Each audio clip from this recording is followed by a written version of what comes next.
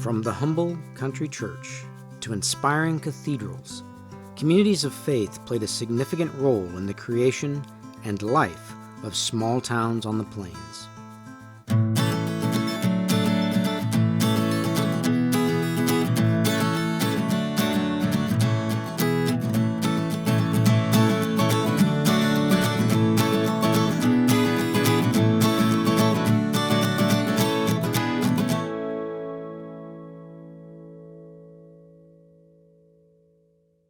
A short way east of the Cottonwood Ranch historic site is another historic structure, the Studley Church, constructed in 1910. Reverend Jim Graves pastored in Studley as part of the first parish he served in a career that took him to churches throughout Kansas. Reverend Graves returned to Studley to meet with Don Rollison and discuss the role of faith in rural life. I served the Graham County Parish from 1973. I was right out of seminary to 1981. I was the associate for 4 years, and then when the director of the parish moved on, I took that task over. I preached here at the Studley Church for those 8 years. We had our morning worship services, and if we wanted a social event like a covered dish dinner, which all United Methodist churches have, we'd go over to the co-op hospitality room because they had running water. Yes. Sometimes we'd pick up other folks in the community if they knew we were having a dinner. Well, I'm sure you did. But by and large, it was services as most little churches in rural Kansas had. We had a piano player, and I delivered the sermon, and we were always grateful if the heat was up in the wintertime. In the summertime, we'd open the windows and let the breezes blow through. We would preach at Moreland and Studley one week, and then I would be in Bogan Hill City the next week. So I only had to write 2 sermons a month, which was really nice. And so you could say that both Delbert and I were circuit riders. So in the early days, yeah, there were circuit riders around here. I did have visitors at Cottonwood Ranch, and they were deep in the Logan County, southwest of here, and they said that they knew about the Pratts because they were Episcopal, and there was a circuit rider that was also the news carrier as he went to various communities. Yes. And said that they knew about the family but had never met him. I guess the congregation was kind of very expanded. They just weren't all together every Sunday. Well, and the role of that circuit rider was to come to these little churches, and they may only come once a month. If there were weddings, why, they'd kind of save up their weddings, and then the circuit rider, he'd perform the weddings, and in the wintertime, they could save up their funerals too, but not in the summer. Not in the summer. But so sometimes they might have, in the wintertime, have some funerals to do, besides preaching on Sunday morning. Of course, when I became a circuit rider, I'd get in my Chevy Nova. It didn't take long to get around to my points for preaching. But in Graham County, and we had members also over in Sheridan County, one day I traveled over 100 miles just to make 2 pastoral visits. And I sure wouldn't have wanted to do that on a horse. No. In the early days out here, you see references to people going to meeting, is what they called it. And they were going to church, and they could happen any day of the week, depending on what person was traveling through the area. They would go for miles to get the meeting. The religion was very important to them, and that did meld the community together quite well. I've had people visit the Cottonwood Ranch and mention that it was both Episcopal and Methodist in the area, that the British were Episcopal and then the Methodists were everywhere. And they say, well, I don't see how they got along, but they did here. Yeah. You're in a small community, you knew everybody, you didn't have a chance in the world if you didn't get along. That is true. So religion wasn't, or a denomination wasn't a dividing factor. And in rural America, that was very important because, we needed to gather together to find out who's doing what, how everybody is Aunt Rosie all right? The church, small or large, was a gathering place. Now, in regards to the Studley congregation, as you mentioned, there were Episcopalians and Methodists, but they were all, most of them had come over from England. They still, got together because of their common heritage. Yeah. Well, a lot of the churches within northwestern Kansas, different denominations, but I will put in the throw that they were ethnic also. So we had German Lutherans, we had Roman Catholics, Methodists, Congregational Baptists, Reformed, and Mennonites. And they came out here to settle, and they had their own churches, and that's one reason there were more churches, because of ethnicity and what they were used to, and it made them feel more like home. And it was also a big magnet for these people. The pastor of the church was very influential. Various ethnic groups came in, were used to their own culture. And so the pastor of a church kind of was a glue to keep things together.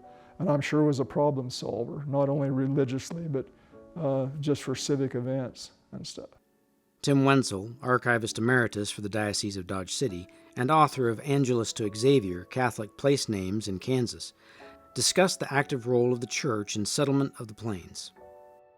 In order that the Catholics just wouldn't settle in scatter, basically, Bishop Lewis Mary Fink, a Benedictine, was the bishop of the Diocese of Leavenworth. The Diocese of Leavenworth at that time took in the entire state of Kansas. So he was sort of responsible for placing priests to administer to the Catholics throughout the entire state. So he actually encouraged settlement of Catholics in ethnic and so language groups, for instance, the Germans. He wanted and encouraged them to settle in groups so that he could send, for them anyway, a priest that spoke German. And there were other ethnic groups that came in at the same time. The Irish, there's Irish parishes. DeMar was French, yeah, French-Canadian. The Catholic immigrants weren't the only people of faith to move into Kansas. There were Lutherans, Methodists, Mennonites.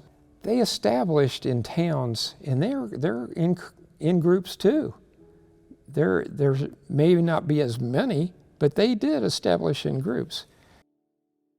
In the creation of the community of Nicodemus, land speculators specifically worked with churches to invite freed slaves to migrate to western Kansas. The role of the church was extremely important to the migration, to the promotion of the town, groups of people that are coming from specific churches, and it's easy to track them. African Americans could gather together in large groups only if they were in a church setting. And even then, during these Reconstruction years, they still had to have someone white present.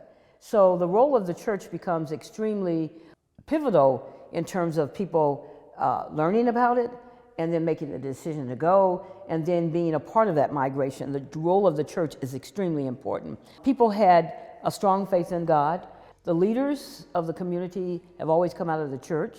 And so even during these volatile Jim Crow years during Reconstruction, what you have are the leaders in the community are the ones that are educated, the ones that can read. Usually those are the ministers. So they go to the churches and they talk to the congregations, and full congregations would actually come out. So the role of the church also plays itself out actually in terms of the groups of people that come. So you have the First Baptists that are coming out of the First Baptist Church in Georgetown. There's another Baptist church west of here, about 4 miles, called the Mount Olive Baptist Church. They settled further away from the town because the land had already been secured by other homesteaders. So they're about 4 miles away from here. You have that congregation right outside of Georgetown. Those people that came were a part of that church congregation. You have Mount Pleasant, which was a Baptist church in the Sadieville area, and then you have people that are coming in that are also AME. So AME standing for African Methodist Episcopal. The AME congregation was small, but they continued to hold services in each other's homes, and then eventually they got a building that they could actually serve in, and then ultimately they secured this building. A good example of how the church actually was instrumental in developing communities in a county. A great example of this would be Ellis County. The religious order known as the Capuchin Franciscans, or short for just the Capuchins, had a monastery. The monastery's still there. They have a monastery in Victoria, Kansas. And from Victoria, Kansas, the Capuchins went out and served all these other areas where Catholics that had immigrated from the Volga region in Russia. These folks today are known as Volga Germans. You will find substantial limestone churches in Ellis County and nearby that were actually served by the Capuchins. One of the first Volga German settlements was actually south of Ellis County in Rush County at Liebenthal. That is a beautiful church. From Liebenthal, there's a church at Shenshin, another community known as Catherine, a church at Munger, Hayes, of course. St. Joseph's Church at Hayes is a beautiful limestone church.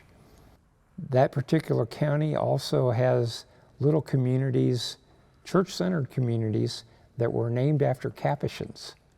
4 of them. One of them still is in existence. The others are sort of ghost towns. St. Boniface Church at Vincent is still in existence.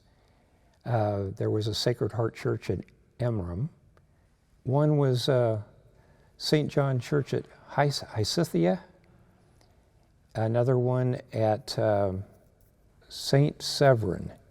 St. Severin was the name of the church, but it was also the name of the community. Some of the communities developed into towns. Some of them did not. And those communities are known as church-centered communities. They're very rural, and the church-centered community may take in a 5-mile radius, or maybe longer, maybe further in a distance. But the hub was the church. The focus was the church. That was where they met. They were farmers and busy on their farms throughout the week. So in the early days, anthropologically or maybe sociologically, they said that with the rural communities, everybody was isolated during the week. Everybody took Sunday off and they had time to go to church and visit. And that's one of the reasons there were still food and stuff, because they were going to stay all day. And if there were 2 services during the day, they would probably stay for both services. The church, I think, was such a social aspect that it used to be that we didn't get any TV reception until 1 o'clock on Sunday afternoon. And there were no sports starting at 11 o'clock, like football games or anything like that. So I'm going to suggest that part of that, not only to get the news and their religious fix, but it was still a social thing, that people got out more because there was something to do. Mm-hmm. And it was a good thing, by all means. Yeah, sure. And that built the community.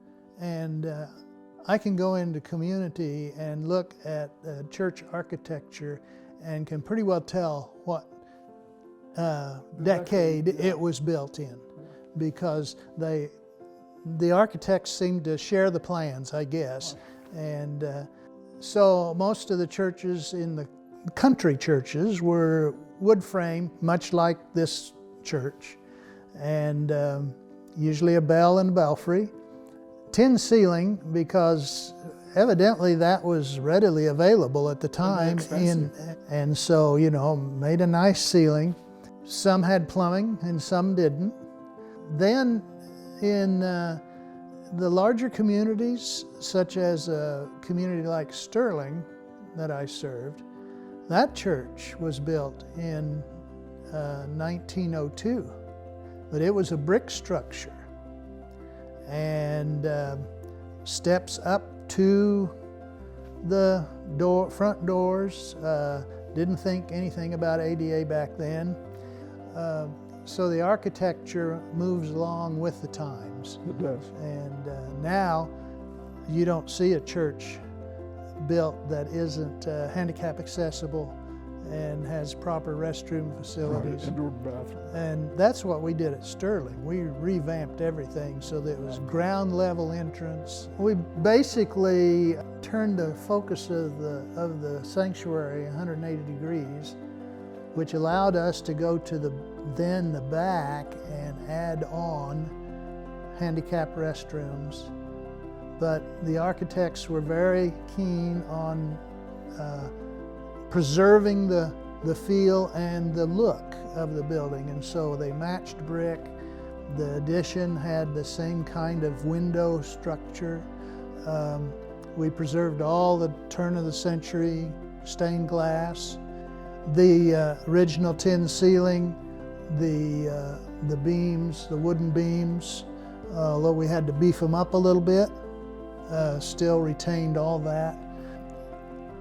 It was quite a project, let's put it that way.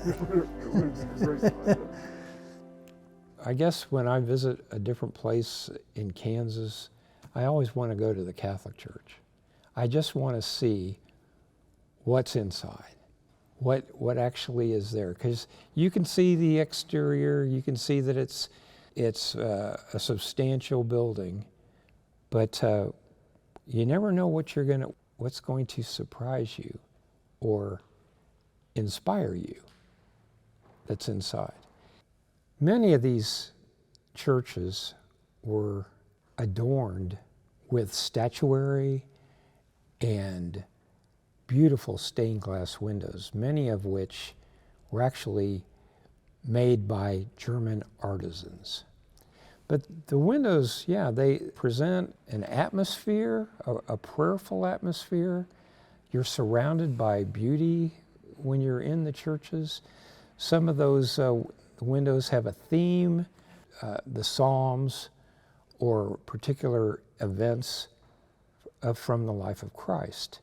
So they're drawing your attention to that particular Bible study. Let's just put it that way. The Cathedral of the Plains was the hub for all these other communities, because the Capuchins went out from Victoria, and it is such a beautiful church. It's a large limestone structure that towers over the plains, beautiful stained glass windows. And recently, within the last 10 years, it was actually elevated to a basilica. A basilica it's recognized as having a close relationship with St. Peter's Basilica in Rome. It's an honor. It's an honor for a church to be elevated to a basilica. It is the only basilica in Kansas. These immigrants, they brought their faith with them. The first generation immigrants actually remembered the churches from the old country. And in Germany, particularly, they are towering. they are symbols of their faith. These churches reach to the sky. So it was no different when they started building their churches here. They made a statement. Their faith was strong, and they were building the house of the Lord. And so they were ornate inside, and they were substantial structures on the exterior. Angels we have heard on high, sweetly singing o'er the plain. The role of the church in these rural communities was very important. The church and the school. And I have served communities where the school closed down and people felt like the community was going to just wither away. But interestingly enough, people got more involved in the church. Good. And so that became the social center for the community. And the mountains in reply. I think the smaller communities without a church would wither away. Yeah. Because again, there's no central meeting place, there's no way to work through issues. Well, churches are still a place for the community to gather. The community of faith gathers despite the denomination. And it's important. I think that word community says so much. When a church has to close, or it's like a part of the soul is gone in that community.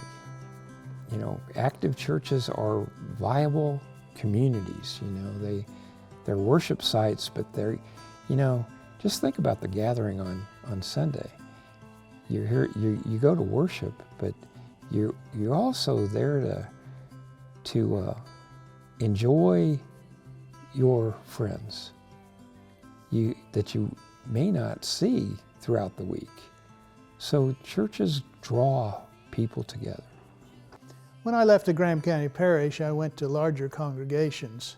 So they were still rural in perspective. And one thing about rural churches, the people really help out each other. They aren't trying to be nosy, but they want to know how everybody's doing. And if there's a need, they want to take care of it. And even in the next church that I served, we had that mindset, because we were still, I had farmers and ranchers in that church, as well as business people from the town, and teachers. So, it carries through that the church, really regardless of the size of the community, is important. Yes.